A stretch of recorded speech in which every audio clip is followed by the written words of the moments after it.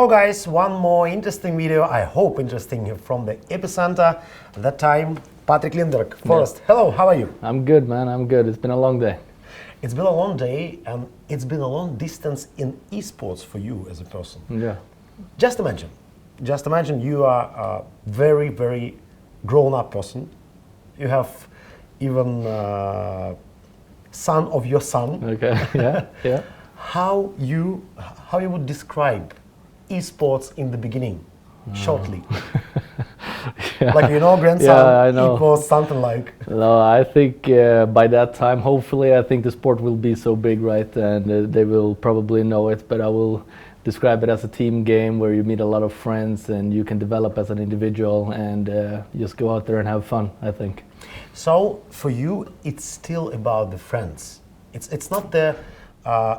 when you came professional, yeah. When you start to earn money after this, mm-hmm. How can you be friends? Not like the teammates, this is the very special friends. Things. Yeah, I think because you're so close to each other pretty much all the time. You are playing, you're practicing together, you're traveling together, you're playing tournaments together, and you're always, sometimes it feels like I'm talking to my teammates more than my wife. So you develop a very close relationship to the players. Even if they're the teammates, they become your friends. And I have old teammates like Freiberg, Fiffler, and Pith. A lot of them I consider friends, right? And I think it's because we spend so much time. And I think it's important that you develop that kind of a relationship to each other, because you're going to be on the road for a long time. You make sure you can work together. So maybe it can start from the friendship and go to teammate, and it can be start from the teammate and go to friendship. Yeah, well, yeah, definitely. It's very nice, It's very nice to hear that all of this have a big part with a very nice words from the friendship. Yeah. What is the most exciting thing for you for your long career? Like the thing that you still remember and can honestly say that, guys, it was just an amazing. I want to repeat this, if possible. Yeah, something that there's at least one thing that comes to my mind, especially is winning the major back in 2014 with NiP, of course, with the old Freiberg and Fiffler, and I think that was one of the biggest achievements we've done as a team. We had an 87-0 record, but I think that one is something I want to do again. I want to play in a major in the playoffs, and I want to be in the final, and I want to win that trophy. That is something I still strive for, and that's something that keeps me going. Every player, they have so amazing tournaments. Yeah. Really, they are big. We have a lot of crowd, audience, but every player, they always speak about the majors. Maybe, how do you feel? Do we need something like an international, much more than a major? I think maybe, because I think, as you stated before, is that there's a lot of tournaments, almost tournaments, and people forget what, I don't know, what's... Stories. Stories. Australia's won that tournament. 1 week later, Liquid wins another tournament. 1 week later, Ninjas in Pyjamas wins the tournament. People don't remember, I don't think people remember the tournament, so I think an international could really justify having a really big one. That's something people can strive for, work for. So winning a tournament here will give you some points, like Dota 2, right? So I think that would be cool. Like the biggest achievement in this year. Yeah, exactly. Or something like this. Maybe, who knows? Who knows? Maybe you only can ask, you only can think, something like this. Okay, if you have a chance to choose long time ago not to be esports and not to be esports person, would you repeat this or not? I would definitely do this again. Definitely. My friend, I know this. Yeah. I know that because I that in the matchmaking, especially in CIS region, we have a few spots that call like fOrest.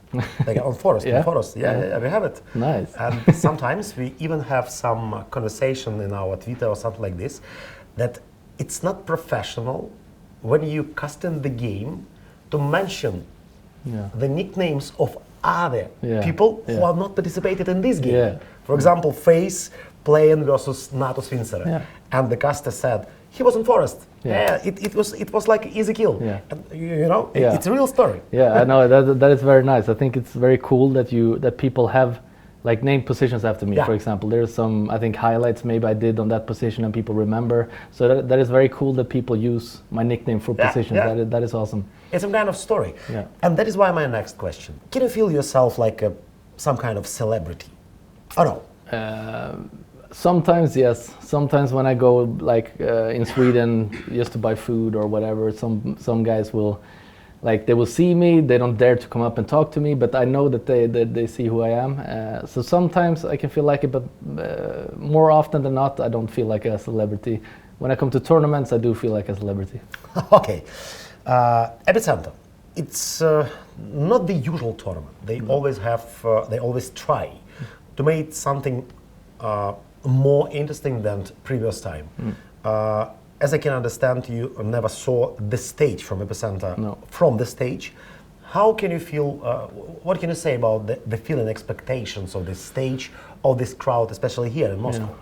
I'm really excited. I think I saw one Epicenter playoffs where they did a cool intro with people dropping down from the roof, and it was like this big thing, and it looked really, really cool, and I wish that I could be playing there. So I'm actually really excited to see what is next. I want to play there, and I want to see what's happening, and I think the crowd is going to be insane.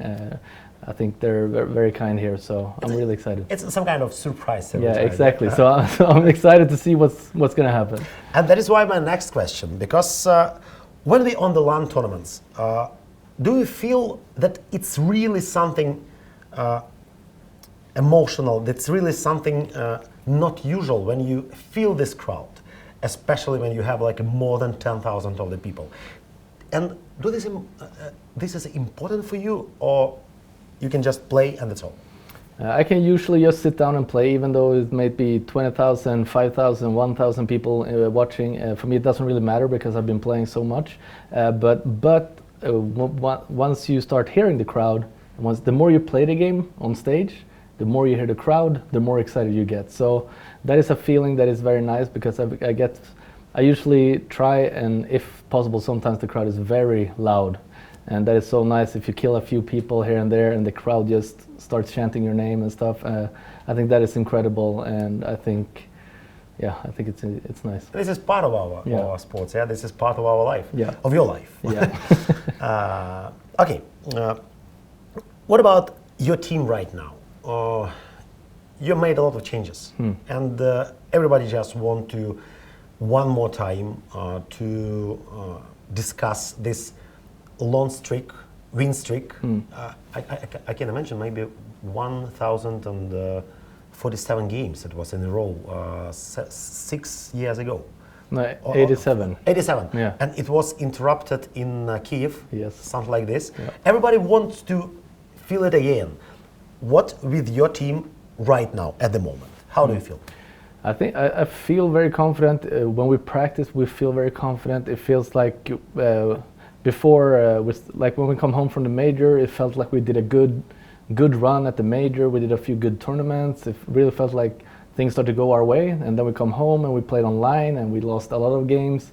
Now we come here, we lost to Avangar. So we feel really confident. It's just that I think some pieces are missing. Maybe it might be tactics, it might be individual skill, but we're working on it, and everybody's really comfortable with each other. So we're really looking into the demos and see what we can improve on. And I think as long as everybody's on the same page, I know we can improve, and that's what we're doing. And I'm looking forward to the future. I'm sure we can do some real damage here. Very nice to hear it. A lot of people say I'm sorry for my English, because it's not my native. Yeah, it's fine. A lot of people say that all of these sports, all of our sports, it's here. Yeah, it's just mental, something that you cannot feel and you cannot teach, and also you cannot learn. So, can you describe your how much friendship and communication inside the team are important in esports in general, not in your team, just in general? Because sometimes we see something like one guy just go from team and that's all, and the team does not exist. So it's here. No, I think as you said, it's a very mental game. It's like, I think everyone at the pro level, for example, they know how to shoot, they know how to do all those things. I think what's important is what's in your head, right? How comfortable are you with playing? And that is something that is very hard to work on. That's why we have the mental coach as well. But that's why I also, for me at least, I value, and I think a lot of teams do, is value good friendship within the team, that people can work together, they can speak to each other.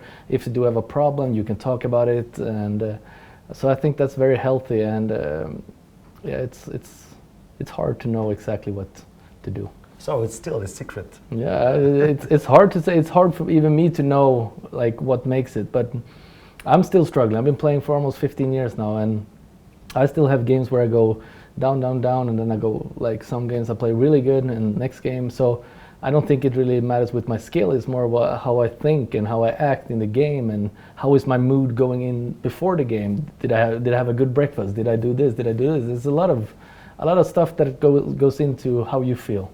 And after the game also. So what about the after the game? How you organize your recovery process?